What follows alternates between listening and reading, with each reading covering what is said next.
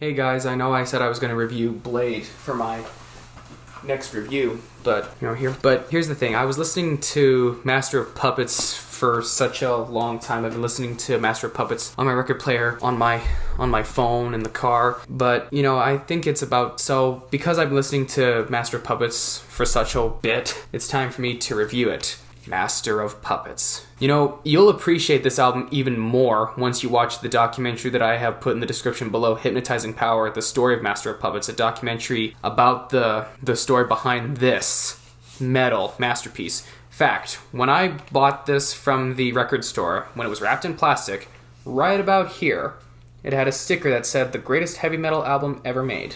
At first I said, heck yeah!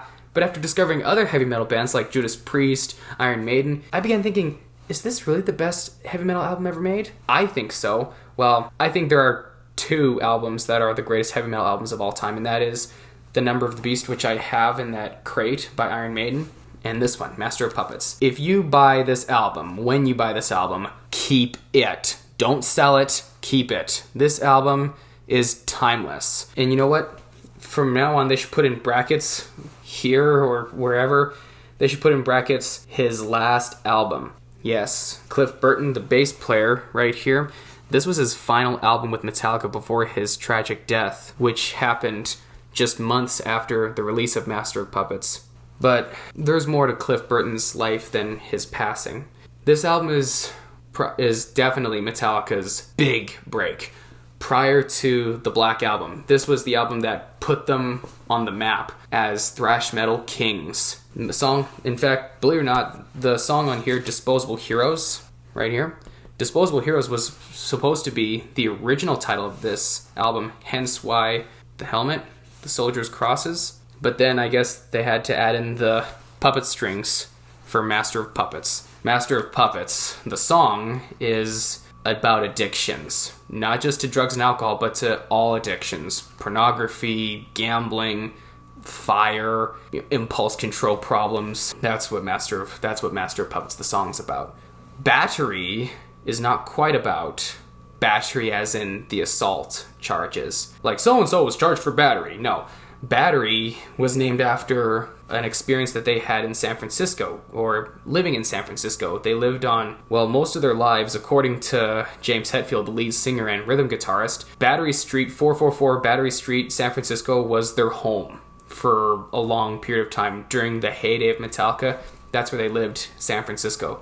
They'd tour and then they'd chill home in San Francisco. They actually moved to San Francisco because of Cliff's conditions. He said, I will join you guys on one condition: you move to my place in San Francisco. It's also thanks to this album that my mom is actually a huge admirer of Cliff Burton. First time I played Master of Puppets, the song, it was on a video where the bass was enhanced. In fact, that's also in the link below. My mom heard that and she's like, no, don't change. I want to hear the bass.